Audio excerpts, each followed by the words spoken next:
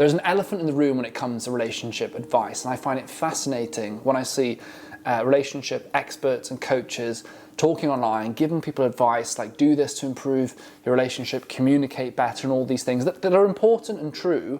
I don't hear the conversation about this thing very much, and I think it ruins many relationships, and we don't like to admit it. Guys, my name is Dr. Alex George. I know some of the struggles that can happen along the way, but I also know how incredible alcohol-free living can be. I make a new video every single week, so please do subscribe to the channel. It means you won't miss when the videos are uploaded. It supports us to grow as well. Stick a like on there and comment in the below section. Thank you. Let's get started. Advice on relationships is probably one of the biggest topics you'll see online. On social media, whether it's YouTube or Instagram, you'll see literally millions of videos giving people advice about relationships, advising how to deal with certain situations, how to deal with a breakup, or how to have a difficult conversation with your partner. Lots of content around this, and much of that content is absolutely fantastic, but I don't think you see a lot of honest advice or people really acknowledging the role alcohol can play in relationships. Now, of course, there is a dark side of alcohol with relationships that can cause behaviour and things like, the way that people can treat people that take it to a really dark level. I'm not necessarily talking about this in this video, but I think we should acknowledge that to start with. Like, we shouldn't be hiding away from the fact that alcohol really can affect relationships in a really unhealthy and possibly down a very bad route, in a bad way.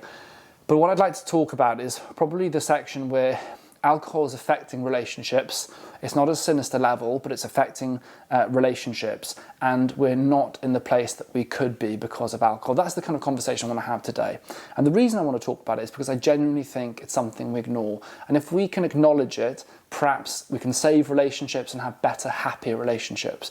The fact of the matter is, and if you imagine this, like, take yourself out to a Saturday night, go on a Saturday night in your head, or a Friday night where you've been out with friends, and you see people together, couples and things, and you notice how many arguments happen when people are drunk. The arguments are bigger, they're louder, people get annoyed about things they wouldn't normally get annoyed. Only the other day I was walking home from a restaurant and a couple were arguing in the street, and they were really upset with each other. And I just really thought, like, wow, gosh, like how many arguments happen because of alcohol? Even think about like friendships, like not necessarily romantic relationships. How many arguments happen in friendships on a night out that you wouldn't have if you were sober?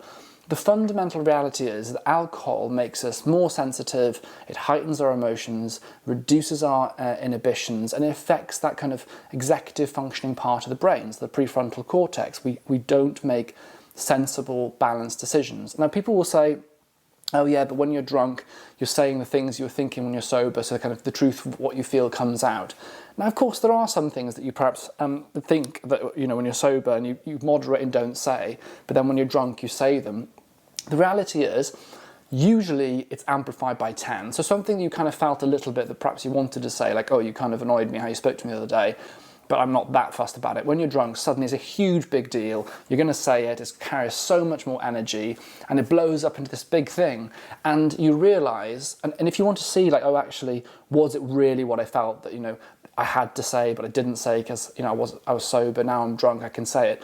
The next day, you often feel remorse or think like, oh God, why did I say that? I made a big deal out of something that wasn't a big deal. So what I'm saying is that alcohol blows things out of whole proportions. Because alcohol affects your ability to emotionally regulate, you lose the ability to have sensibilities and to be balanced about things. So you might have a situation where your partner's slightly short with you answering to you. When you're sober, you have the context and the ability to go, they've had a busy day at work, they're being a bit short, they'll be fine, they'll settle down. When you've had a few drinks and your partner's short to you, perhaps you're not able to kind of just have that moment to catch yourself and go, they're a bit stressed, leave them, they'll be fine in a minute, they'll come back to me and give me a cuddle. So you react to it and say something, and suddenly that spirals into a bigger disagreement and argument because you've had drinks, so you're going to say more, or everything's heightened more, maybe they've had a drink, and it's a bigger argument than it needs to be. Alcohol causes so many arguments in relationships, and I honestly would ask you, think about it, like, when you've had lots of arguments or you've disagreed with your partner, how many times was alcohol involved? And when alcohol was involved in that kind of argument versus a sober dispute, what was the differences? How quickly was the argument resolved? What heights did you get to versus when you're sober and able to moderate more? I think that's one important part. I think without alcohol and removing alcohol, I think you have less quantity of arguments because you're able to kind of catch yourself, to moderate, to be more sensible, to regulate. And I think the volume, the how big the argument is way less. I think you'll have less big arguments because you're able to be sensible and not react in that way. Whether you're drunk or hungover, you're more sensitive. So the arguments one is a big one. I think when you don't drink alcohol, you have less arguments with your partner. It doesn't mean you don't argue. I think you have less arguments, and I don't think they're as big. You're able to get over things much more quickly and communicate effectively. Another area I think alcohol causes a lot of friction is in people's lifestyle. So if one of you drinks quite a bit and the other one doesn't drink very much, suddenly the way that you spend time together or how much time you get together changes. So if you're, for example, someone that's sober and you're dating someone that drinks, you've got someone that's probably going to spend more time in the daytime and morning being active, and those are the enjoyment hours, whereas someone drinking often will be up later in the morning as being tired or hungover. And so you start creating this gap between yourself and that partner. It's why I think it's difficult but not impossible, but I think it's more difficult to have a relationship where you've got someone who doesn't drink and someone who drinks quite a bit, because you're going to create some friction there. Your lifestyle's different, you're going to spend not as much time together, and it can create a real sense of frustration. For example, if you've got a partner and you've got children and one person's going to the pub quite a bit, you can see how that creates so much friction. I think another part as well, and leading on from that, is how close you are in a relationship. So I'm not saying you can't be close if you both drink alcohol, but what I'm saying is that when you drink alcohol, it's a chemical creation of experience. And I think a lot of what happens is you end up drinking and going out socially or in these environments. You're not necessarily able to spend that quality time with your partner, connecting in a real way. And it's like when you start dating someone, if you start by going to the pub and drinking quite a bit, you don't get to know them in the same way as you do when you're sober. That's when you're really raw. That's you as a real person. And when you kind of share yourself unfiltered, without the mask that alcohol gives you, you're able to see who that person really is, and you're able to go deeper with them. And I think, it's difficult sometimes. Sometimes just sitting sober means that the conversation doesn't flow as easy. It's more natural. You have to put more effort into things. But I think from that effort, you get much more depth. And I think alcohol sometimes is a real blocker for that. Another big one that we cannot avoid when we're talking about alcohol and relationships is jealousy. Alcohol heightens emotions, and alcohol makes people more jealous. Everyone knows that. Someone who is quite able to manage their emotions, who is not someone that gets too jealous or particularly jealous, everyone gets jealous to some extent, but someone who's basically able to regulate, to be able to, in a healthy way, regulate their jealousy and control it and deal with it themselves, it can really struggle when you add in booze. And the more alcohol you add, the harder it is to manage that regulation because you lose that ability. So jealousy is a really big one with relationships. And that obviously can be then a precursor to arguments and things because you feel more jealous. And then in that situation, you're not able to manage that. That person might be heightened and it creates an argument. I think when it comes to relationships, that is one of the biggest challenges. And I just think when you look at it, if you've got a relationship that two people really like each other, but you're kind of butting heads or you're rubbing together and there are things that are triggering the other person, when you don't drink, you're able to kind of recognise the triggers, you're able to recognise what it is that's causing butting of heads, if you like. Whereas with alcohol, you can't necessarily see that. So if it's something like jealousy that's hidden behind it, or there's a trigger from childhood, or it's fear, whatever it is, you're able to get to the roots of that. I think alcohol pours fuel on the fire of the experience, so everything's amplified, but it also prevents you realising what's going on. The reality is, relationships are messy, and the reality is that the right person will bring out your childhood traumas.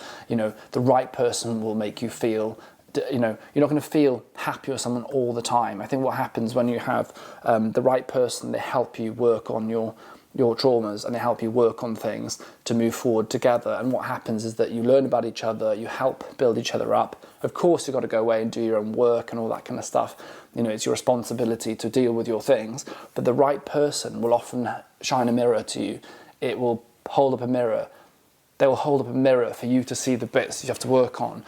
When you add alcohol, I think that blurs that. You don't see those things. You end up stuck. You're not able to grow as a pair. And I think that's my next point, is that alcohol, I think, prevents couples from growing and reaching the potential that they do have, to kind of reach levels of knowing each other, of happiness, of experience, that otherwise you could have if you weren't drinking. I really believe that. And it can be because of the connection point I made earlier. It can be quality time. You know, if your time in the pub and drinking isn't going to try a new hobby or go on holiday or, you know, experience a hike or build like a hobby together, I think alcohol blocks that sense of development you can have with a partner. The next thing I'd like to talk to you about with alcohol is issues of the bedroom. So often alcohol is thought of something that can like reduce inhibition, and people might be more sexually positive, whatever it is. But alcohol can also really affect people's performance in the bedroom, their libido. It can actually affect like the sex life within relationships quite a lot. So often alcohol is seen as a positive thing in the space, but for a lot of people it really isn't. Maybe because of drinking too much that evening, or being hungover, or because of the arguments and the friction, you're not able to have that intimacy or closeness. And I think that's something to be real about. And a lot of people, a lot of guys as well, struggle, you know, with things like issues getting an erection, drinking. Alcohol can really affect that. So it's worth really thinking about that. If that's something that's a challenge in your relationship, how could alcohol be playing a part? The final thing I want to talk about is the finances. Now, one of the biggest pressures and causes of arguments in relationships is financial issues. As we've discussed many times on this channel, alcohol can really affect people's finances. You spend more, which can be an issue, but often you can make poor financial decisions because you're either drunk or hungover. And that can create so much tension in a relationship, particularly if one person is drinking a lot more, the other one's drinking less, and getting increasingly frustrated by, say, their behaviour or their spending, or they're saying, look, I want to like watch the finances, but the money's still going out. It can cause real issues.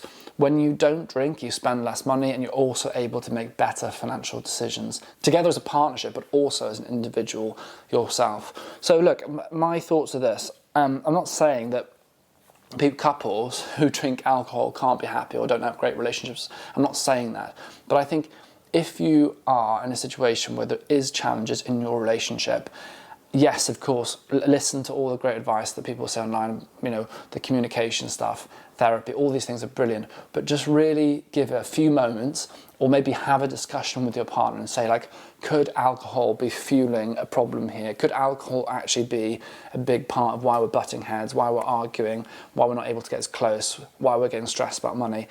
Is this down to wholly or partly alcohol? And I think it's well worth thinking about it. And for many people, you'll probably come to the conclusion it plays a role. And even if it's not the cause of it, if you're going through a difficult time as a relationship, I'm sure that having a period of time without alcohol may well help. It allows you to work on your issues, to face things that are going on, to face pain, to face challenges, and be able to move forward, and also to be able to make the right decision. If you're in a relationship and think, well, actually, we're not happy, maybe you're going to break up, or you're meant to not be together, you're able to make a decision with clarity, and sobriety gives you clarity. It's one of the most beautiful things you get from sober living is clarity. It doesn't mean you don't make mistakes, doesn't mean you don't get things wrong, but you're more likely to get the right answer, and you're more likely to feel present in making that decision.